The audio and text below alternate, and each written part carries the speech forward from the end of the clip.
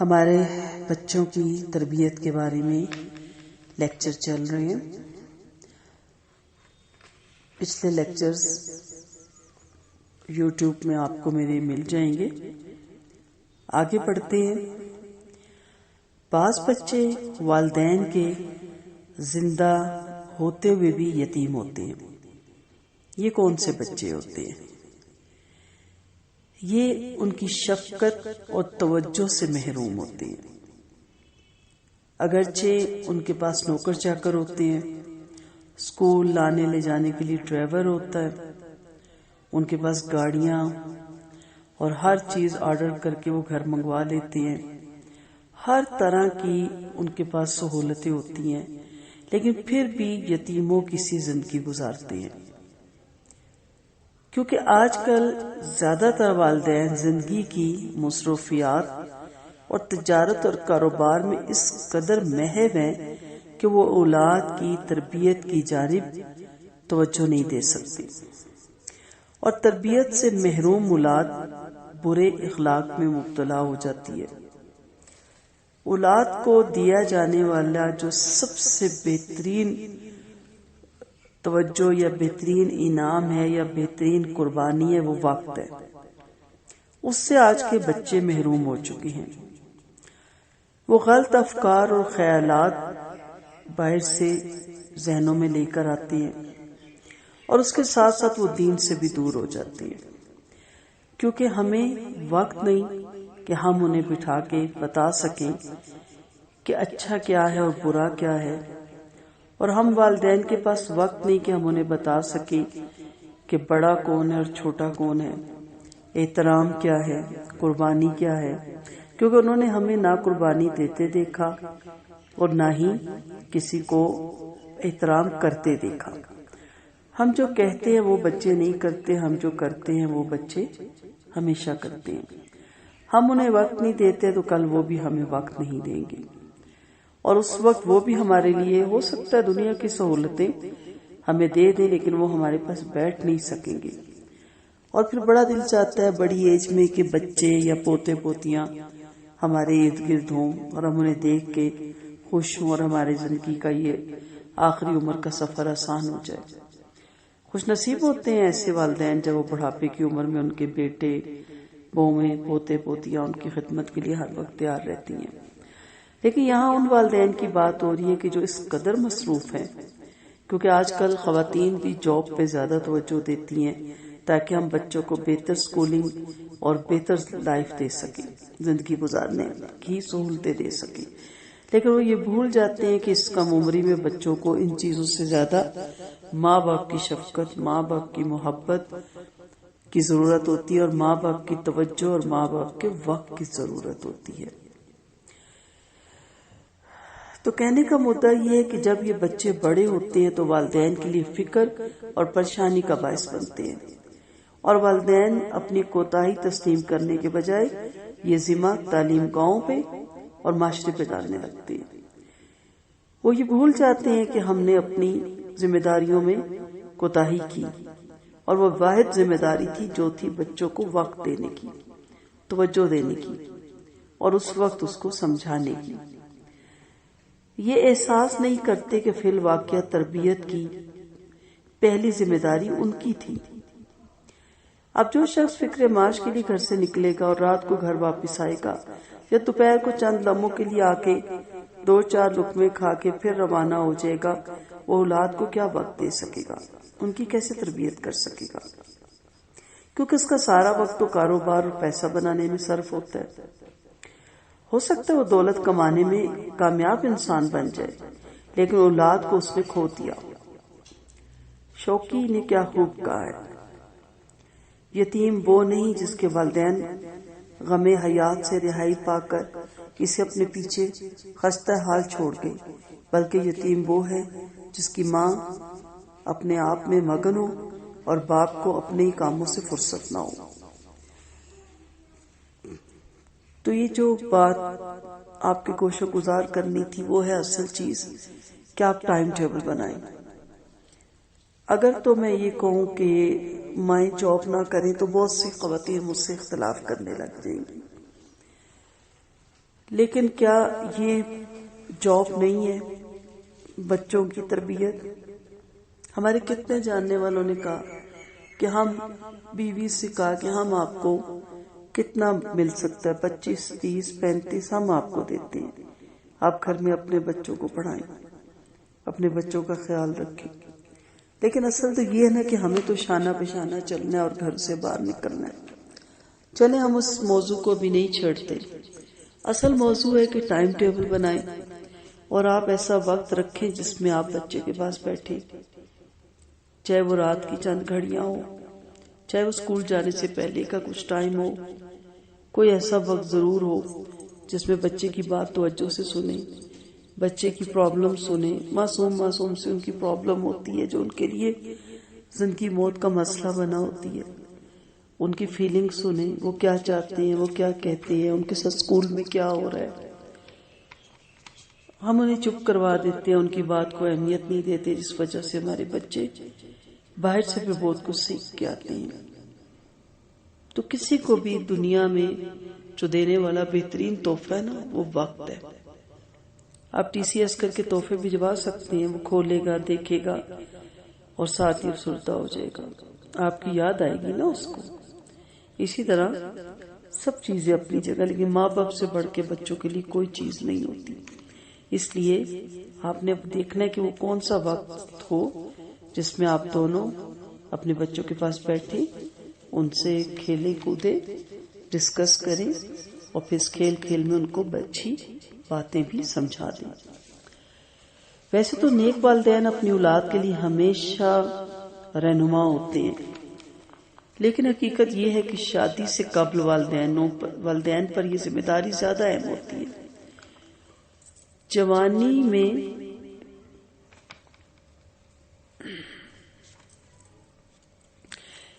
میں پہنچ کر شادی سے قبل کی زندگی 2 ادوار پر مشتمل ہوتی ہے۔ پہلا دور تو بچپن کا ہوتا ہے، جبکہ دوسرا دور بلوغت اور جوانی کا ہوتا ہے۔ دوسرے دور کی نسبت پہلا دور یعنی بچپن کا مرحلہ وہ وقت ہوتا ہے کہ جب والدین اپنی اولاد کی بہترین طریقے سے تربیت کر سکتے ہیں۔ لڑکپن سے پہلے اگر بچے کی مثالی اور بہترین تربیت کر دی جائے، اسے تہذیب، اخلاق، ادب اور شائستگی کے قلب میں ڈھال دیا جائے تو زندگی کے آخری لمحات تک اس کے اچھے، بہتر اور ثمر آپ کو نظر آئیں گے۔ اللہ نہ کرے اگر بچپن میں ہی صحیح تربیت نہ ہو سکی تو باقی ماندہ زندگی تباہی اور بربادی میں گزرنے کا خطرہ رہتا ہے۔ سیدنا ابو درداء رضی اللہ عنہ سے روایت ہے کہ آپ صلی اللہ علیہ وسلم نے اسی طرح اشارہ کرتے ہوئے فرمایا، بچپن کی تعلیم بچے کے دل و دماغ پر ایسے پختہ ہوتی ہے جیسے پتھر پر نقش جو کبھی نہیں مٹتا۔ اس وقت تک بچے آپ کی بات سن سکتے ہیں جب تک وہ چھوٹے ہوتے ہیں۔ جب وہ لڑکپن ٹین ایج میں آتے ہیں تو بہت سے ان کے اندر پرابلم شروع ہوتی ہے۔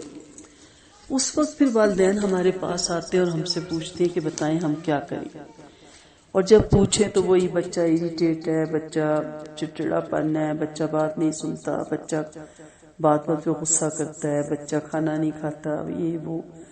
اور اس سے پیچھے کا جب پوچھیں تو پتہ چلتا ہے کہ ہمیں وقت ہی نہیں تھا، اور ہم اچھے اسکول میں بھیج کے اور اچھی ٹیوشن لگوا کے اور اچھی گاڑی اس کو دے کے، ڈرائیور دے کے اور اچھا لنچ باکس، اور ہم نے تو بہت بہت بہت اس کا خیال رکھا۔ تو میں ان سے پھر پوچھتی ہوں کہ اچھا ٹائم ٹیبل تو اس میں کوئی بھی وقت نہیں ہوتا جس میں بچے کے ساتھ وہ بیٹھے تھے، بچے کو انہوں نے کچھ موٹیویٹ کیا تھا، کچھ اچھا برا بتایا تھا، کچھ اس کی کوئی اور ایکٹیویٹی رکھی تھی، کوئی اس کی اور مصروفیت رکھی تھی۔ تو اب وہ عمر کے اس حصے میں بچہ پہنچ جاتا ہے جسے ہم کہتے ہیں ٹین ایجر، تو پھر وہ بچہ ہمارے کنٹرول میں نہیں ہوتا، اور اس وقت پھر ہمارا جب دماغ ٹھکانے آتا ہے تو پھر ہم اس کو نصیحتیں کرنا شروع کرتے ہیں، تو وہ کیا کہتے ہیں کہ میری جان مت کھائیں، نہیں سنتا۔ بہت سے بچے بہت سا بہیو، بہت سا ریئیکٹ آگے سے کرتے ہیں، اور پھر مائیں روتی ہیں اور باپ کہتے ہیں اس لیے اتنا محنت کر رہا ہوں، اس لیے اس پہ اتنا پیسہ لگا رہا ہوں کہ یہ بہیو کرے۔ ہم اس وقت بھی غلط چل رہے ہوتے ہیں۔ تو میرے پاس جو بچے مائیں آتی ہیں تو میں اس وقت ان کو یہی کہتی ہوں کہ ابھی بھی وقت ہے، ابھی بھی کچھ نہیں بگڑا، ابھی بھی اس کو ٹائم دیں، ابھی بھی رویے چینج کریں، ابھی بھی اس کے لیے اٹھیں، اس کے ساتھ بیٹھیں، اس کے ساتھ جائیں، اس کی بات کو فیل کریں۔ تھوڑا مشکل ہو جاتا ہے ٹین ایجر میں، لیکن ناممکن نہیں ہوتا، اس لیے چھوٹی ایج میں کوشش کریں ان کو ٹائم دینے کی۔ مفہوم کیا ہے کہ بچپن کی تعلیم و تربیت کے اثرات ایسے مضبوط اور دیرپا ہوتے ہیں کہ تمام زندگی ختم نہیں ہوتے، جیسے پتھر سے نشانات نہیں مٹتے۔ اسی بات کی ایک عربی شاعر نے کیا خوب ترجمانی کی ہے: میں نے جو تعلیم بڑی عمر میں حاصل کی وہ بھول جاتا ہوں، اور جو چھوٹی عمر میں سیکھا وہ ابھی تک نہیں بھولا۔ حقیقت میں علم تو وہی ہے جو بچپن میں سکھایا جاتا ہے۔ تو اے مخاطب، تو دیکھے گا کہ اس میں علم اس طرح رچ بچ جائے گا جیسے پتھر پر نشانات۔ میں عربی نہیں پڑھی، میں نے اس کا صرف ترجمہ کیا اس شاعر کی شاعری کا۔ بچے کے اچھے یا برے اخلاق کی بنیاد پڑھنے کا یہی وقت ہے، اس لیے کہ نبی کریم صلی اللہ علیہ وسلم نے فرمایا ہر بچہ دین فطرت پہ پیدا ہوتا ہے، اس کے والدین اس کو یہودی، عیسائی یا مجوسی بنا دیتے ہیں۔ جس طرح مادہ جانور صحیح سلامت بچہ جنتی ہے، اس میں کوئی بھی کان کٹا نہیں ہوتا۔ پھر آپ صلی اللہ علیہ وسلم نے سورۃ روم کی آیت تلاوت فرمائی: فطرۃ اللہ التی فطر الناس علیہا لا تبدیل لخلق اللہ ذالک الدین القیم۔ اللہ تعالیٰ کی وہ فطرت جس پر اس نے لوگوں کو پیدا کیا، اللہ تعالیٰ کے بنائے بدلنا نہیں، یعنی اللہ تعالیٰ کے بنائے ہوئے کو بدلا نہیں جا سکتا، یہی سیدھا دین ہے۔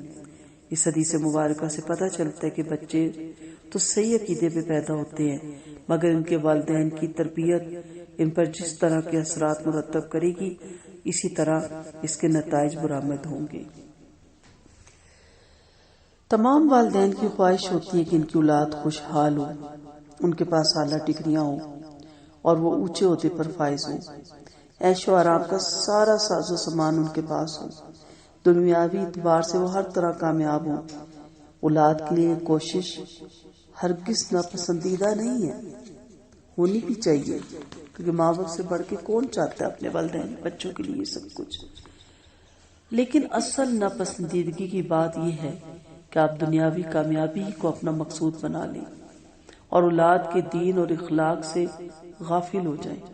آپ اس حقیقت کو اوجھل نہ ہونے دیں کہ اصل زندگی آخرت کی زندگی ہے۔ آپ کی اولاد کا شاندار مستقبل یہ ہے کہ وہ قرآن و سنت کی تعلیم سے بھی آراستہ ہوں، دین میں گہری سوجھ بوجھ انہیں حاصل ہو، ان کی زندگیاں پاکیزگی، آخرت کی جواب دہی اور پرہیزگاری کا نمونہ ہوں، والدین کی اطاعت شعار اور خدمت گزار ہوں۔ اس کے لیے ضروری ہے کہ آپ اولاد کے پیدا ہوتے ہی اس پر غیر معمولی توجہ دیں۔ والدین انتہائی حکمت، دل سوزی، بردباری اور صبر و استقلال کے ساتھ اس مشن میں لگے رہیں۔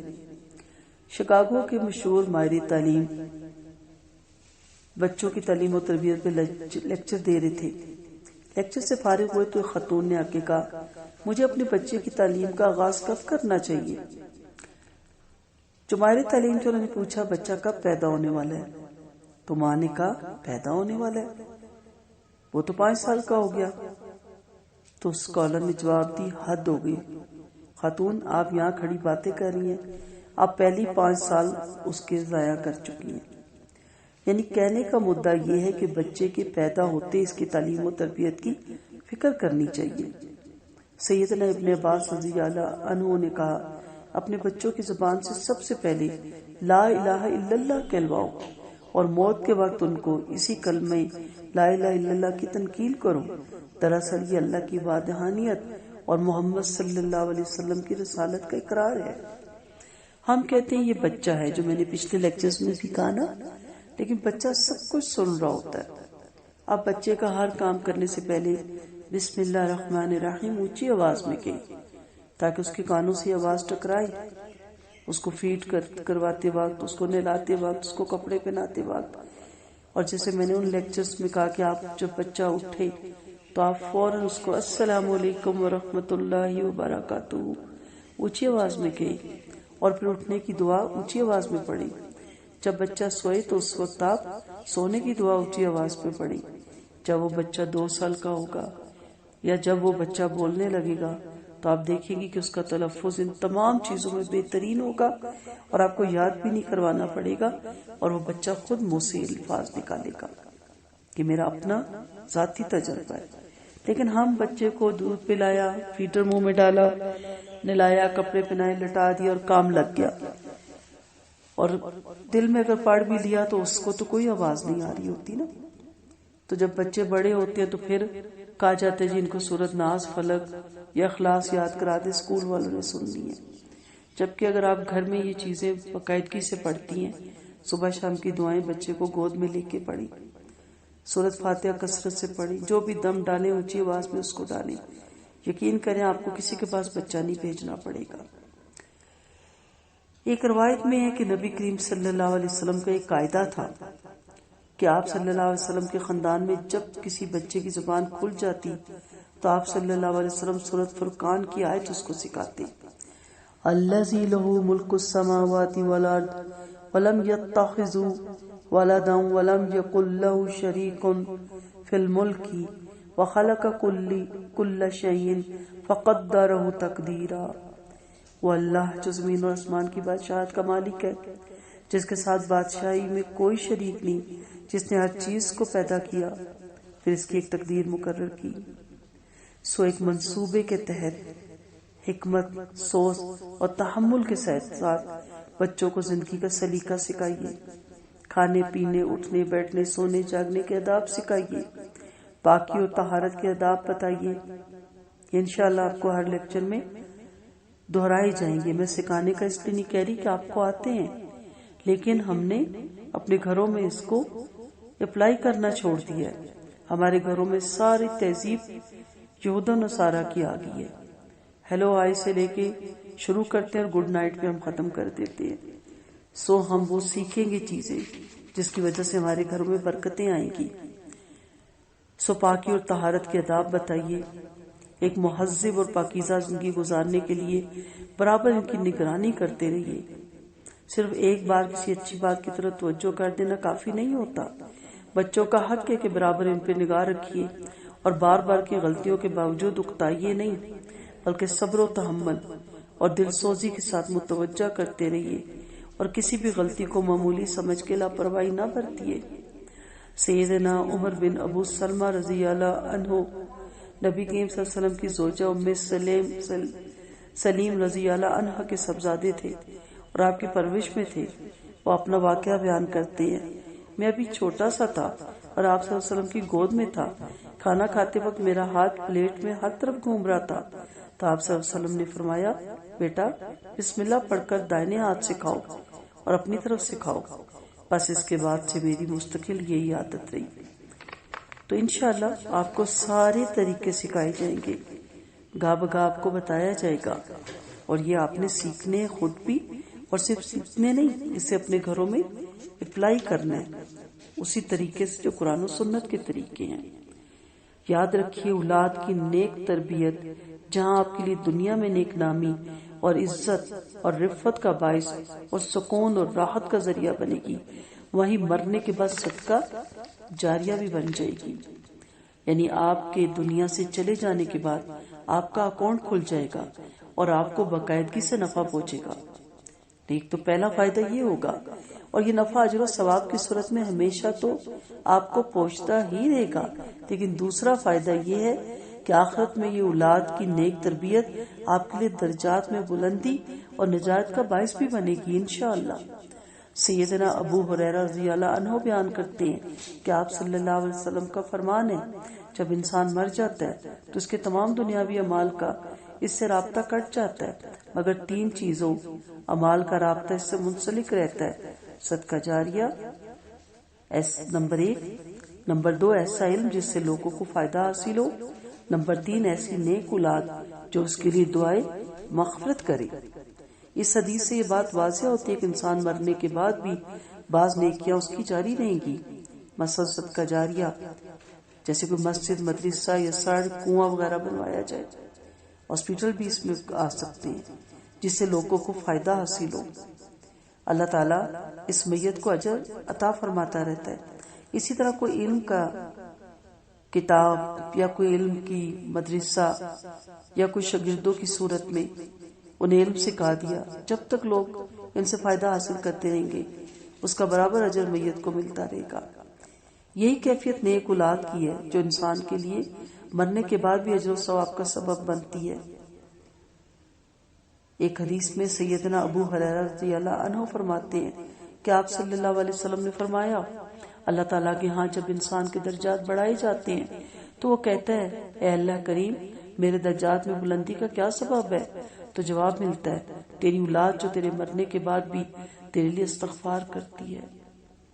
اولاد سے یہ سعادت حاصل کرنے کے لیے ہمیں بھی کچھ ذمہ داریاں ادا کرنی پڑیں گی کہ ہم ان کی تربیت اسلامی دستور کے مطابق کریں، اسلام جیسی انمول نعمت ان کے دامن میں ڈالیں۔ اللہ تعالیٰ کا بہت بڑا احسان ہے کہ جس نے ہمیں یہ نعمت عطا فرمائی۔ ہماری مسلمانی کا ثبوت بھی اسی میں ہے کہ ہم اپنے آنے والی نسلوں کو دین حنیف سے روشناس کروائیں، پھر ان کو دینی ماحول میں رہنے پہ آمادہ کریں۔ یہ حقیقت ہے کہ اسلام ہمارے لیے بہت بڑی نعمت ہے جس میں ہمارے لیے زندگی گزارنے کے تمام طریقے موجود ہیں۔ یہ تو ہماری ذمہ داری ہے کہ اسلامی تعلیمات کو ہر معاملے میں مشل راہ بنائیں اور اپنی اولاد کو بھی انہی اصولوں پر کاربند رکھنے کی کوشش کریں۔ جو اولاد ہمارے لیے اور خود اپنے لیے آخرت میں کامیابی کا باعث بنتی ہے، اس کی تربیت کی فکر کر کے ان کو آگ سے بچانے کی ہر ممکن تدبیر کریں۔ شروع کے لیکچر میں نے ایک آیت کوٹ کی تھی سورۃ تحریم کی، یا ایھا الذین آمنوا قوا انفسکم واہلیکم نارا، اے ایمان والو اپنے آپ کو اور اپنے اہل و عیال یعنی بیوی بچوں کو جہنم کی آگ سے بچا لو۔ اور اس کی تفسیر میں نے قول بھی نقل کیا تھا، علامہ ابن کثیر سیدنا علی رضی اللہ عنہ کا قول نقل کیا تھا۔ وہ فرماتے ہیں کہ اپنے اہل و عیال کو علم اور ادب سکھاؤ۔ اسی طرح سیدنا عبداللہ بن عباس رضی اللہ عنہ فرماتے ہیں، اپنے اعمال میں اللہ کی اطاعت کرو اور اللہ کی نافرمانی سے بچو اور اپنے اہل و عیال کو ذکر کا حکم دو تو اللہ تعالیٰ تم کو آگ سے نجات دے گا۔ اس لیے والدین کا فریضہ ہے کہ وہ اپنا توشہ آخرت یعنی اولاد کی تربیت دینی ماحول میں کرے تاکہ اللہ تعالیٰ ان کے اس اعمال کو آخرت میں نجات کا ذریعہ بنائے انشاءاللہ۔ وآخر دعوانا ان الحمد للہ رب العالمین، سبحانک اللہم و بحمدک، نشہد ان لا الہ الا انت، نستغفرک و نتوب الیک۔ السلام علیکم ورحمۃ اللہ وبرکاتہ۔